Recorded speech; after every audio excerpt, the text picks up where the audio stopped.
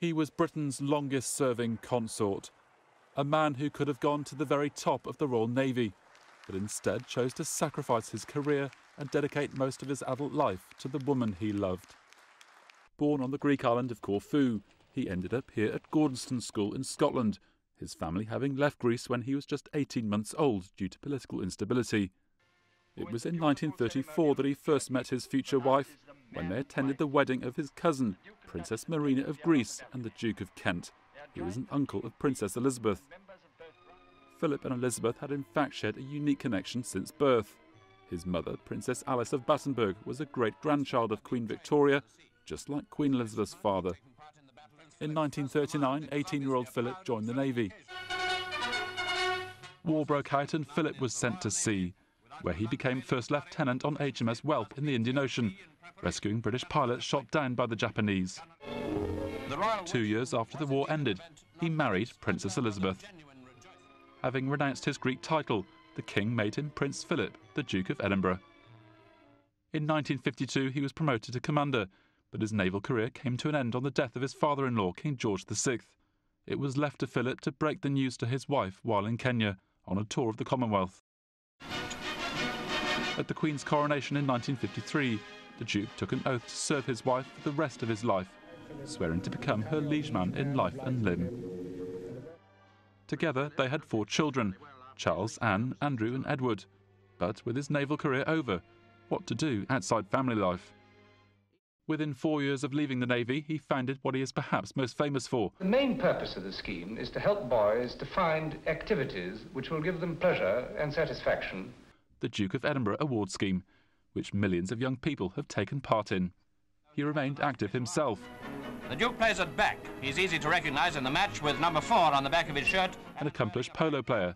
191 for 5. A keen cricketer. Perhaps unsurprisingly, he loved sailing. And in his 50s, he turned his attention to carriage driving. Prince Philip's interest didn't stop there.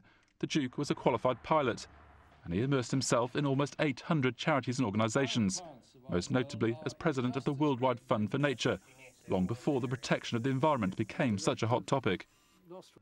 But his family always came first, and never more so than in 1997, when his grandsons William and Harry lost their mother, Princess Diana, in that Paris car crash. Later that same year, when the Queen and Duke celebrated their golden wedding anniversary, his wife paid him this tribute.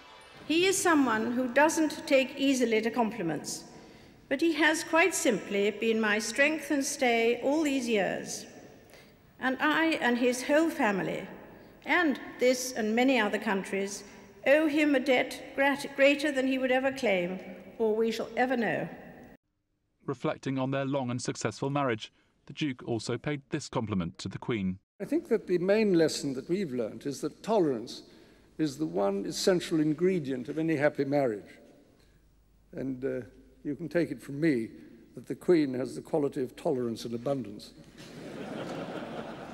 Into the new millennium, and though looking more and more frail, the Duke appeared as determined as ever to continue his royal duties, and never without a sense of humour. Pay attention, because you're now going to see the world's most experienced placard veil record.